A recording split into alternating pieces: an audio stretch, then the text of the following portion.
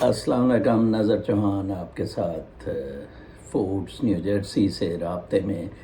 آج میں جب صبح اٹھا کچھ میرے فیوریٹ یوٹیوبرز ہیں، ساجد گوندل، اسد اللہ، صدیق جان، اور ان لوگوں کے میں ویلاگ دیکھتا ہوں تو ساجد گوندل کا ویلاگ تھا ہمارے گروپ اکراس بارڈرز کے بارے میں۔ میں کل شام سے ہی کوئی بڑا انیوژول فینومنا ٹویٹر پہ دیکھ رہا تھا۔ فیض حمید پھر اسپرنگنگ انٹو ایکشن، پہلے عمران ریاض خان نے کہا اگلا چیف فیض حمید ہوگا، پھر نون لیگ ٹرولز نے کرٹسزم شروع کر دیا۔ آج تو باقاعدہ احمد نورانی نے جناب صاحب بہت اس کو سارے گند تصویر لگا کے فیض حمید کے یہاں کر دیے، اور یہ وہ بہرکیف آتے ہیں کراس بارڈرز۔ میرا واٹس ایپ گروپ جو ہے یہ دراصل ہم نے فارم کیا تھا، میں نے، ایک صوفی رستمانی صاحب ہیں اور شیخ صاحب ہیں ناروے میں، محمود شیخ صاحب، تینوں ہم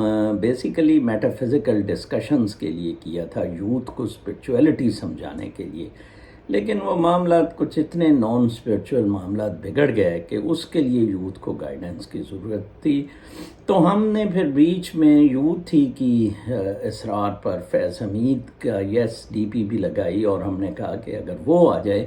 اس وقت عمران خان بیوروکریسی کے نیچے لگا ہوا تھا، کچھ ڈیلیور نہیں ہو رہا تھا، تو وی وانٹیڈ کہ اگر کوئی بریدنگ سپیس کے لیے ملٹری رول میں فیض حمید آ کر کچھ سینٹی کریٹ کرے، تو لہٰذا یس ہمارے ساتھ شروع سے ہی مدثر غفور بھی اٹیچ رہا۔ وہ میرے ساتھ سٹیل مل کی بدماشیاں جو ملٹری کی ادھر تھیں ان کے بارے میں مجھے ریکویسٹ کرتا تھا، تو مدثر غفور آئی نیو اس نے اپنے ڈی پی پہ اس کی لگائی ہوئی ہے تصویر بھی، وہ جو بڑا فیوریٹ ہے اپنا نون لیگیا اور جس نے آئی ایس آئی سے پھینٹی بھی کھائی، اس کی تصویر لگائی ہوئی ہے، اور وہ ہر وقت جون سا ہے اپنا فوج کو رگیدنے میں لگا رہتا تھا۔ ہم اسے کہتے تھے کہ نہیں، مثبت تنقید تم کر سکتے ہو۔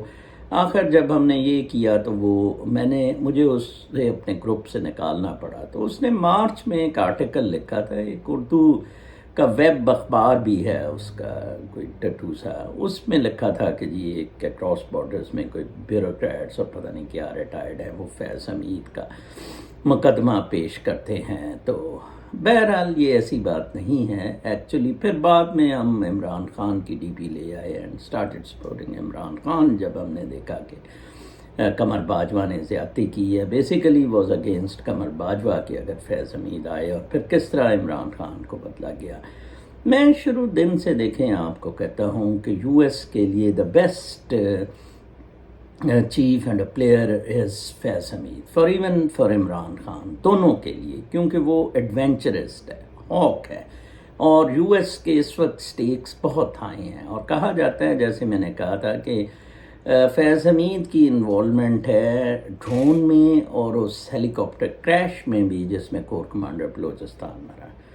یس، سی آئی اے کے ساتھ بڑے کلوز لنکس ہیں جنرل فیض حمید کے، کیونکہ اس نے بڑا کام کیا ہے، طالبان کے ساتھ بھی ہے۔ اس وقت جو موسٹ سوٹیبل آدمی ہیں وہ جنرل فیض حمید ہی ہے ریجنل امریکی کنٹرول کے لیے۔ باقی میں نے بتایا تھا ساحر شمشاد وغیرہ بڑے پروفیشنل ہیں، اور اس کو تو وہ کبھی نہیں لگائیں گے، وہ جو سی جی ایس ہے اظہر عباس۔ تو لہٰذا فیض حمید پر پھر نزلہ شروع ہو گیا جب پتہ لگا۔ کل شام خبریں آ رہی تھیں کہ مئی میں الیکشن پر مان گئے۔ آپ کو پتہ ہے یہ مئی میں کیوں مان رہے ہیں؟ کیونکہ اپریل میں فیض حمید وغیرہ ریٹائر ہو جائیں گے۔ اگر آج عمران خان نے جو کہا نا عاصم منیر کو لگا دیں، جو بھی لگا دیں، اس کا یہ تھا مارچ میں الیکشن کرا دیں، اور پھر he can always change the chief.